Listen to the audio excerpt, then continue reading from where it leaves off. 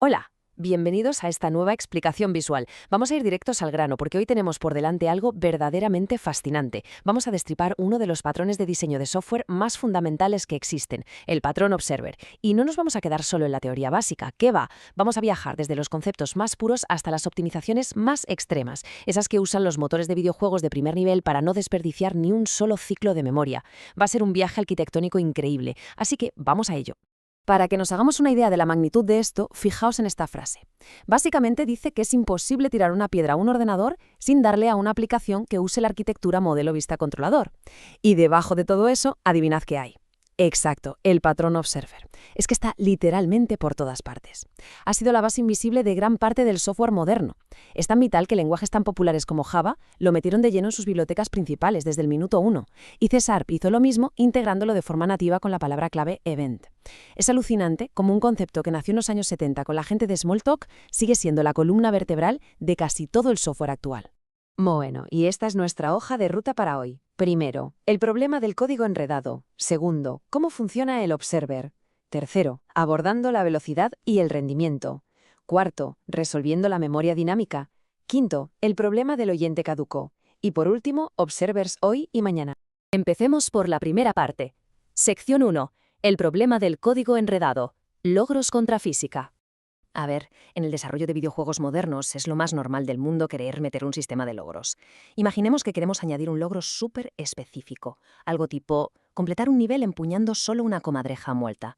Vale, es una idea graciosísima para quien juega, por supuesto, pero para quien diseña la arquitectura del código, implementar eso de forma limpia es un desafío enorme. Este tipo de logros saltan por 1000 cosas distintas y dispares. Si no se tiene cuidado con la arquitectura, los tentáculos de este sistema de logros van a acabar metiéndose por todos los rincones, ensuciándolo todo y mezclando la lógica del juego con cosas que no tienen absolutamente nada que ver. Y aquí es donde vemos el contraste radical entre dos formas de programar. Por un lado, tenemos la pesadilla total, el código rígidamente acoplado. Imaginemos meter a capón las líneas de código del logro de la comadreja justo en medio de los complicadísimos cálculos de álgebra lineal del motor de físicas. Seamos sinceros, ningún programador de físicas va a dejar que ensucien sus preciosas y milimétricas matemáticas con algo tan mundano. Por otro lado, tenemos la elegancia absoluta, el bajo acoplamiento. Es decir, dejar que el motor de físicas simplemente haga su trabajo, calcule cosas y lance un aviso al vacío diciendo que ha pasado algo, sin importarle lo más mínimo a quien le pueda interesar. Lo que nos lleva al siguiente punto. Sección 2. ¿Cómo funciona el Observer? Desacoplando sujetos y observadores. Fundamentalmente, el patrón Observer es un mecanismo de comunicación. Permite que una pieza de código grite a los cuatro vientos que ha pasado algo interesante, pero lavándose las manos por completo sobre quién procesa esa información. Volviendo al juego, un personaje se cae por un precipicio. El motor de físicas calcula la gravedad y simplemente emite una señal general de caída. Por su parte, el sistema de logros, que está escuchando de forma totalmente independiente, oye esa señal, comprueba si se cumplen los requisitos y da el premio. Los dos sistemas funcionan a la perfección, en total armonía, sin ni siquiera conocerse entre sí. Fijaos en lo brillante que es esta estructura. A la izquierda tenemos al sujeto, que es el objeto al que estamos observando. Este sujeto guarda un registro muy simple, un pequeño array de punteros que apuntan a diferentes observadores, como el sistema de audio o el de logros. Cuando pasa algo, el sujeto repasa esa lista y avisa a cada uno de ellos. Y aquí viene la magia. Un montón de sistemas diferentes pueden estar observando al mismísimo sujeto a la vez, en paralelo. No se estorban, no se anulan mutuamente y, lo más importante, ninguno está acoplado de forma implícita al resto. Es genial. Pasamos a la sección 3, abordando la velocidad y el rendimiento, desmintiendo el mito de la lentitud. Bueno, es totalmente lógico que al programar surjan dudas y temores con esto. Cuando necesitas exprimir al máximo un procesador, da bastante pánico pensar que usar patrones abstractos va a despilfarrar ciclos de CPU. Eso de usar llamadas indirectas, despachos dinámicos o capas adicionales de clases suena a que se va a perder un rendimiento bruto inaceptable cuando el objetivo es mantener el juego a 60 o 120 fotogramas por segundo clavados. Pero es hora de desmontar ese mito y entender los riesgos reales. A ver, enviar una notificación es en el fondo iterar por una lista y hacer una llamada dinámica. El coste de eso para la CPU es literalmente insignificante, a menos claro que se ejecute justo en la ruta de código más crítica de todo el proyecto. Además, durante la notificación no hace falta reservar memoria ni crear objetos nuevos. Ahora bien, sí que hay una advertencia muy real. El patrón estándar se ejecuta de forma síncrona. Si el sistema de audio actuando como observador tarda mucho en procesar el aviso, el sistema se va a quedar congelado esperando. De ahí viene esa mítica regla de oro al programar interfaces. Mantente fuera del hilo de la interfaz de usuario. Todo lo que sea lento tiene que irse a otro hilo para no bloquear el flujo principal. Vamos con la sección 4, resolviendo la memoria dinámica, eliminando la sobrecarga de asignación. Aquí hay que tener clarísimo que el rendimiento a largo plazo lo es absolutamente todo. Un juego no es como abrir un documento de texto y cerrarlo a los 10 minutos. Hay aplicaciones que tienen que funcionar de forma continua, ininterrumpidamente durante días y sin sufrir un solo fallo para poder superar los estrictos procesos de certificación. En estos casos, la agitación constante de la memoria y la temible fragmentación del heap que ocurren al crear y destruir listas dinámicas de observadores sin control son amenazas letales. Una memoria fragmentada equivale a un colapso seguro con el paso de las horas.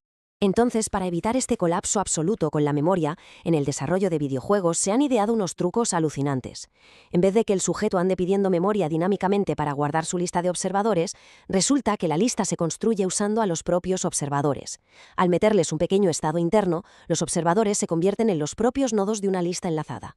Así nos cargamos de un plumazo y para siempre la necesidad de que el sujeto asigne memoria dinámica. Entremos al detalle estructural de esta solución para verlo claro.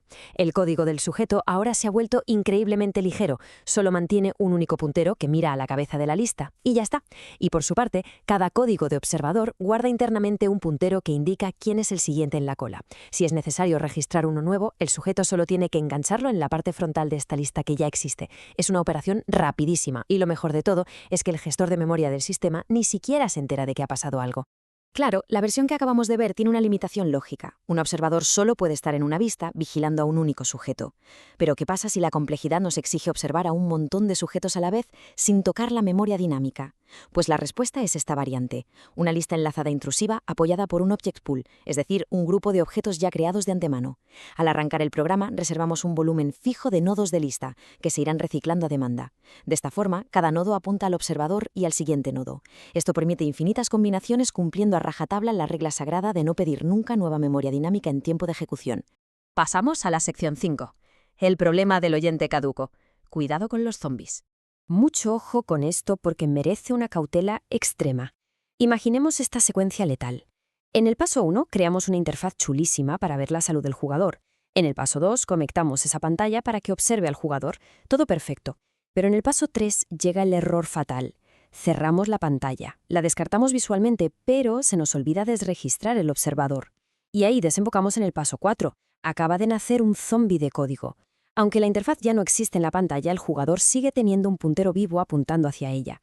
El recolector de basura del sistema no puede eliminarla. A partir de ese momento, cada vez que el jugador reciba daño durante horas de partida, enviará señales inútiles a una interfaz invisible, devorando silenciosamente la CPU a lo tonto.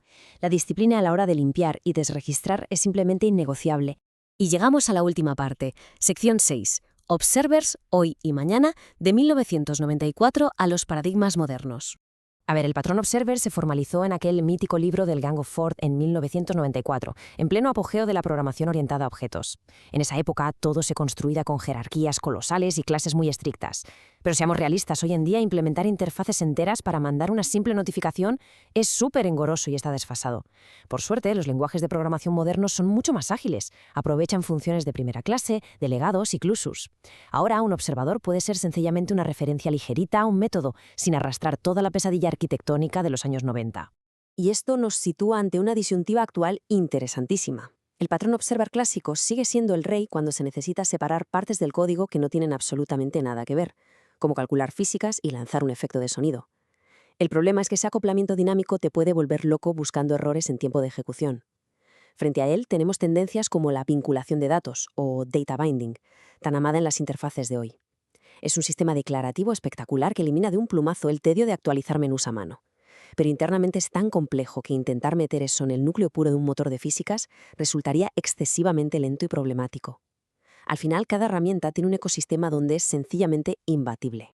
Lo que nos deja una reflexión final fascinante para cualquiera a quien le apasione el diseño de sistemas lógicos. Resulta inevitable plantearse si esos robustos y rígidos objetos concebidos en 1994 están destinados a desaparecer frente a los potentes motores reactivos de hoy en día, o si, paradójicamente, será precisamente su extrema simplicidad lo que garantice su supervivencia eterna. Entender estos conceptos a fondo no solo ayuda a descifrar código ajeno, sino que invita a analizar de forma mucho más crítica las entrañas de nuestras propias creaciones. Ha sido un auténtico auténtico placer desgranar la arquitectura de software a este nivel de detalle de verdad. Espero que este análisis haya resultado tremendamente útil y revelador.